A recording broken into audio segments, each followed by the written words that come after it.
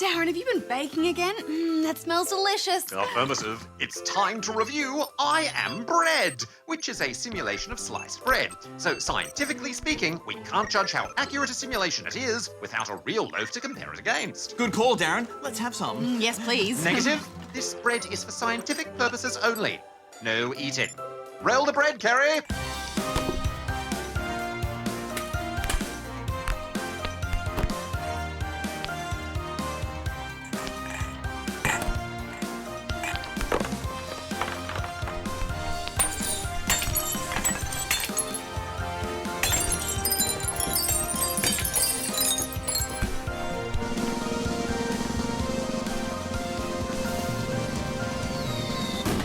The game's main idea couldn't be simpler. All you need to do is walk your slice of bread across the room to the toaster. But the real challenge comes from the wonky control system, which links a different button to each corner of the slice. You also need to factor in the inherent floppiness of bread slices.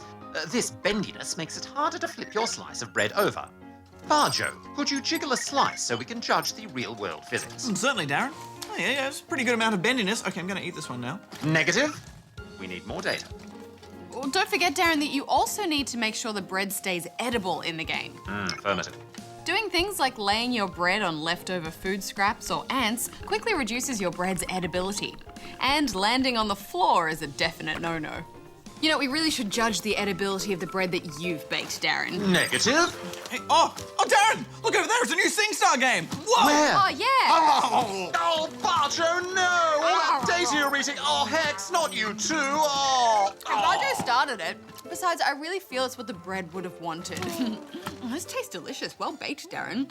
Anyway, let's focus less on the science and more on the fun, which is what the game does. Oh, very well.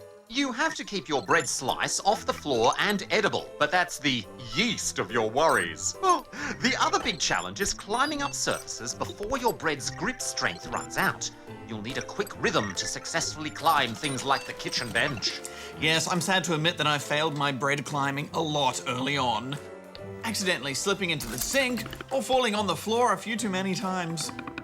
Me too. Thankfully, after a couple of failed attempts, you get the option to play with unlimited grip strength and edibility. Obviously, my computerized reflexes didn't need assisted options like this, but I can see that it's a handy feature for exploring. Well, I think we can all agree that the climbing is tough, especially flipping over the edges. I found the best way was to angle the bread so one corner was touching the edge, then I'd wiggle around until I could flip up. It's hard, but it's also balanced well, so I could always see what I was doing wrong to learn for next time. You know, I think it's easy for wacky simulation games like this to end up as just a novelty, but there was a surprising amount of depth here to keep me interested. Getting to learn the room's layout, timing those tricky flips, dodging hazards. Once you've completed the kitchen, you'll encounter some of bread's worst nightmares. Navigating your way around dangers like the dreaded bathtub, messy bedrooms, and gross garages. Oh, the horror! Oh, all that oil! I found scaling walls and using high spots like shelving was a good technique.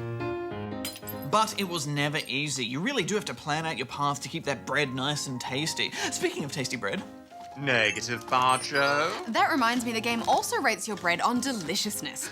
Hex. Which means you need to seek out jars of jam and roll around in them. I found even spreading the jam was tricky. I'd often have to grab bits of the broken jam jars and fling them away before I could get to the jam to get a good coverage. Ah, yes, the life of a bread slice is not an easy one. Oh, and we haven't even talked about the hardest part yet, the toasting. Oh, wait, Darren, I don't think we should give much away about how the toasting actually works. Figuring out how to actually toast yourself in the later rooms is one of my favourite parts of the game, so I don't think we should spoil that. Good point, Hex. Obviously, there's a traditional toaster in the kitchen level, but that's all we're going to say about that. Well, there is one thing we can talk about, the bonus modes. Oh yeah, they were great.